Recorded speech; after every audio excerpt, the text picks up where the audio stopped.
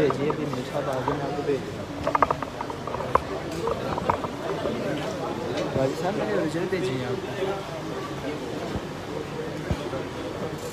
میں آپ کو دکھا دوں پروف دکھا دوں.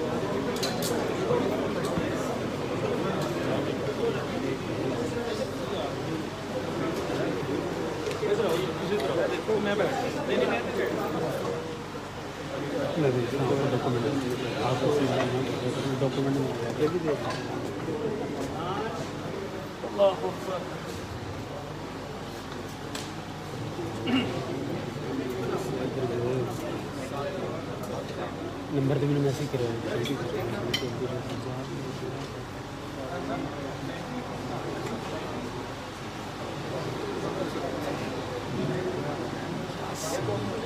میسج کرنا آ جائے.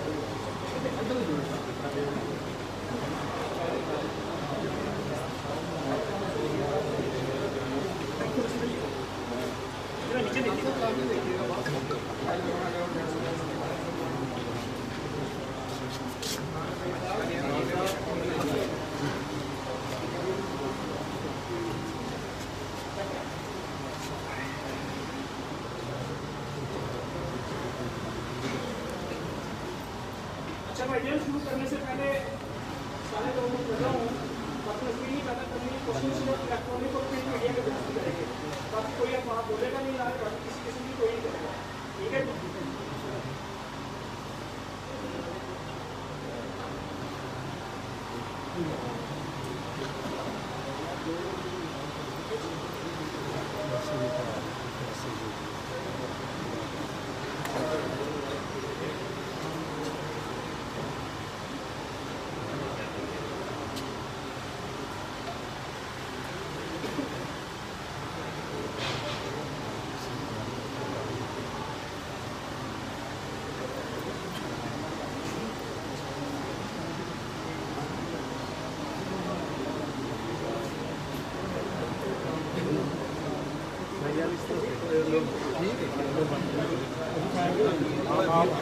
جی بھائی جان سامنے دیکھیں.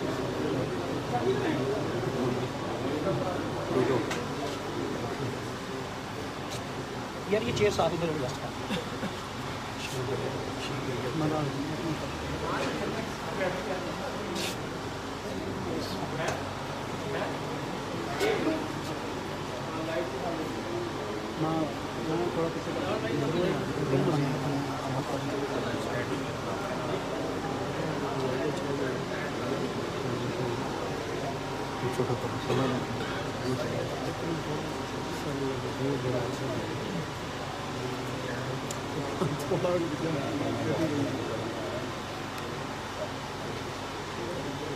السلام علیکم بھائی صاحب.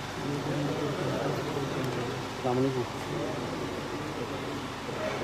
لنک تو جلدی تو چکو نا جلدی میں ٹائٹل چھوٹے لنک بنا کے دو جلدی جلدی جلدی رین تو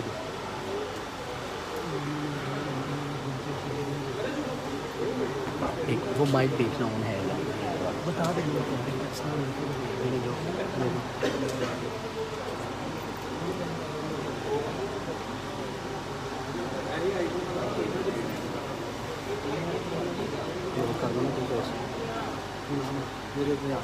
وہ مرضی ہے.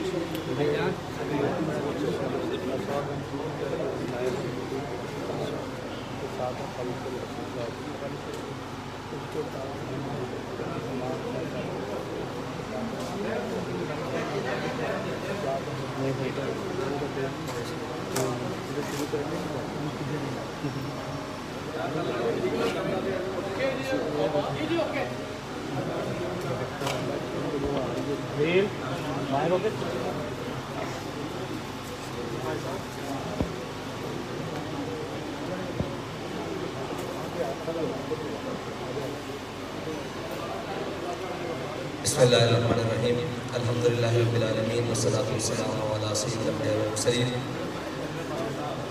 معزز صافی بھائیو، آپ کو بلانے کا مقصد آج ضروری گزارشات تھیں جو ملک و قوم کے حوالے سے تھی، اور وہ جو گزشتہ تقریباً 1 سال سے ہمارے اوپر حکمران مسلط ہیں، جن کو رجیم چینج کے نام پر پاکستان کے اندر لانچ کیا گیا، اور جو اس وعدے کے اوپر آئے تھے پاکستان کے اندر کہ ہم اپنے کپڑے بیچ کر قوم کو سہولتیں فراہم کریں گے، انہوں نے اپنے کپڑے کیا بیچنے تھے بلکہ قوم کو جو فطری لباس پہنایا گیا ہے، یعنی کہ ماس اور گوشت، وہ بھی نوچنا شروع کر دیا ہے. اور جن کے دعوے بلند و بانگ تھے کہ اسحاق ڈار صاحب پاکستان میں آئیں گے اور پاکستان کی معیشت اس رو میں بہنا شروع ہو جائے گی کہ یہاں ہر کوئی خوشحال ہو جائے گا، یہاں 2 وقت کی روٹی لوگوں کو آسان ہو جائے گی، غریب خوشحال ہو جائے گا. لیکن غریب کی بدحالی اور زبوحالی اس نہج تک جا پہنچی ہے کہ وہ جماعت جو ایک دینی عقائد اور دینی اقدار کے حوالے سے اپنا موقف رکھتی ہے، اس کے ذمہ داران نے بھی جب قوم کا حال دیکھا اور اس نہج پر دیکھا تو انہوں نے بھی یہ فیصلہ کیا کہ ہم اپنی قوم کے ساتھ کھڑے ہوں، نہیں تو یہ قوم جس میں بہت سارا دم خم تھا اس کو بھوک سے مار دیا جائے گا. اور اگرچہ وہ جمہوریت کے نام پر مار دیا جائے اور اگرچہ وہ مفاہمت کے نام پر، لیکن ساری چیزیں قوم کو بالآخر بھوک فراہم کر رہی ہیں. اور اس وقت جتنے بھی آنکڑے لائے جائیں، یعنی کہ ملائے جائیں، آنکڑے ملائے جائیں اور جتنے بھی اشاریے اوپر نیچے کیے جائیں، بالآخر نتیجہ یہی ہے کہ قوم کو 2 وقت کی روٹی بہت مشکل ہے اور ان کا گزر اوقات بہت مشکل ہے. بلکہ کل جو ایک قوم کے سر پر آفت اور بلا نازل کر دی گئی ہے، جو پچھلے 2 دنوں میں منی بجٹ کے نام پر جو رہتی سہتی کسر تھی وہ بھی نکال دی گئی ہے، اور قوم جو آخری سانسیں لے رہی تھی بلکہ ان کی اب کفن بھی نوچنے والی بات ہے. اور اسحاق ڈار صاحب نے کہہ دیا ہے کہ اب جو مر گئے ہیں ان کے اوپر بھی یہ تو کفن اتارنے والی بات ہے. یعنی کفن چور حقیقت میں اگر کوئی آج کے دور میں دیکھے تو وہ ہمارے وزیر خزانہ صاحب ہیں، جنہوں نے اتنا عجیب بات کی ہے کہ مرے ہوئوں کو بھی سکون نہیں. پچھلے تو کہتے تھے کہ قبر میں سکون ہے، انہوں نے آ کر کہہ دیا کہ قبر میں بھی سکون نہیں ہے. اور یہ ان کی معاشی پالیسیاں ہیں کہ انہوں نے بجائے اپنے شاہی پروٹوکول اور اخراجات کم کرنے کے، بجائے کہ سرکاری اہلکاروں کی جناب مراعات کم کرنے کے، بجائے کہ اشرافیہ کے اوپر کوئی جناب بوجھ ڈالنے کے، انہوں نے آسان سا کام ڈھونڈا ہے کہ وہ بجلی، تیل اور گیس کی قیمتیں بڑھا کر قوم کا وہ بھی نچوڑ لیں جو باقی قطرے خون کے جسم میں باقی ہے. تو یہ بہت ساری طویل ایک داستان ہے، اس میں صرف آج کا نہیں، پاکستان کی عمر تقریباً 75 سال مکمل ہو چکی ہے، 76ویں سال میں داخل ہے اور وہ بھی کچھ ماہ تک مکمل ہونے والی ہے. 75.5 سال کا پاکستان جو ہے وہ آج 23ویں مرتبہ IMF کے دروازے پر پھر کھڑا ہے، اور پاکستان کے قرضے جو پچھلے 1 سال میں 23% بڑھ چکے ہیں، اور تقریباً آج کی جنگ اخبار کی رپورٹ کے مطابق تقریباً پاکستان 50,996 ارب تک مقروض ہو چکا ہے. اور اندرونی اور بیرونی جو واجبات ہیں، قرض ہیں، وہ ایک علیحدہ ہے. اور مہنگائی جو تھی وہ 12.3% تھی پچھلے سال، اور جو اب بڑھ کر 25.3%. یہ سارے اشاریے ہیں جن کو ہم حکومت ملائے، اپوزیشن ملائے، کوئی بھی ملائے، اور دنیا کا سب سے بہترین اکانومسٹ بھی ملائے، لیکن آخر بات یہ ہے کہ پاکستان کا غریب، پاکستان کے متوسط طبقے اور سارے طبقے پاکستان کے اس وقت مہنگائی کی صورت میں الجھ چکے ہیں. اور بے یقینی کی صورتحال یہ ہے کہ آج اب پاکستان کی منڈیاں ہوں، پاکستان کے کاروبار ہوں، تجارتی مراکز ہوں، ہر کوئی پریشان ہے کہ کسی بھی چیز کو استحکام نہیں ہے. رات 12 بجے تک ہمیں بھی اس وقت اس لیے جاگنا پڑتا ہے، رات 1 بجے تک، نہ جانے رات 12-1 بجے کے بعد کیا اعلان ہو جائے گا. اور اب تو IMF کی وہ ٹیمیں جو پاکستان کے نیوکلیئر پروگرام کی نظامت اور اس کی نگرانی کے لیے پاکستان کا دورہ کر رہی ہیں، یہ ایک بہت بڑی الارمنگ ہے. جو 2009 میں ایک خبر شائع ہوئی تھی کہ پاکستان کو معاشی طور پر اتنا مفلوج کر دو کہ یہ اس کو اپنا ایٹمی پار ان ناہنجار ذمہ داروں، حکمرانوں پے در پے، اور جن کو 30 سال تجربہ کار اور اہل ثابت کرنے کے لیے باہر سے بھی بلایا گیا، اور قوم کے جتنے پنجابی میں ایک بات کریں چھترے بکرے تھے ان سب کو ایک جگہ پر اکٹھا کر کے کہا گیا کہ یہ قوم کو جناب بڑا ریلیف دیں گے. ان تجربہ کاروں نے جو قوم کی آخری جناب کڑاکے نکالے ہیں، وہ اس وقت قوم چیخنے سے رہی، اور اس حد تک شکنجہ کس دیا گیا ہے کہ اب اگر کسی غریب احتجاج کی طرف سوچتا ہے تو وہ کہتا ہے کہ احتجاج تو کر لوں گا لیکن شام کو اپنے گھر میں کیا لے کر جاؤں گا. اس حد تک قوم کو نچوڑ دیا گیا ہے اور اس حد تک قوم کو لے جایا جا چکا ہے. اس پر ہم نے کہا تھا کہ آپ نے جتنا بھی مہنگائی کی ہے آپ رک جائیں, یہاں پر پیٹرول کی قیمتیں نہیں بڑھائیں. لیکن انہوں نے بضد ہو کر اور صاف ظاہر ہے اپنی عیاشیاں کم کرنے کی بجائے یہ بوجھ قوم پر ڈالنے کے لیے انہوں نے پیٹرول کی قیمت پھر بڑھائی ہے.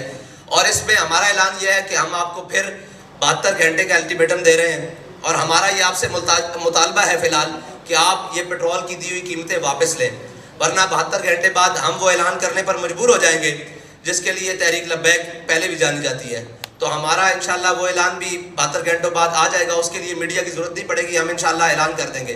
آج اس لیے بلایا گیا ہے کہ ہو سکتا ہے بعد میں یہ کہیں کہ جی ہمیں وقت دیا جاتا, ہمیں یہ کیا جاتا. آپ کو 72 گھنٹے کا حکومت پاکستان کو تحریک لبیک پاکستان الٹیمیٹم دیتی ہے کہ 72 گھنٹے کے اندر یہ قیمتیں جو تھیں وہ 14 فروری کی رات تک واپس لے کر آئی جائیں, یعنی کہ 250 روپے پیٹرول, یہ جو 22 روپے قیمت بڑھائی گئی ہے. اور عالمی منڈی میں بھی تیل کی قیمتوں میں استحکام آیا ہے, لیکن پاکستان کی ان ناجار اور جو بظاہر تجربہ کار ٹیم ہے اس نے پاکستان کے وہ سارے معاملات, اور لوگ کہتے ہیں جی کہ خریدا ہوا مہنگا ہے, تو اگر خریدا ہوا مہنگا ہے تو آپ حکمران کس بات کے ہیں, آپ کو حکومت کس بات کی دی گئی ہے اگر آپ ریلیف نہیں دے سکتے.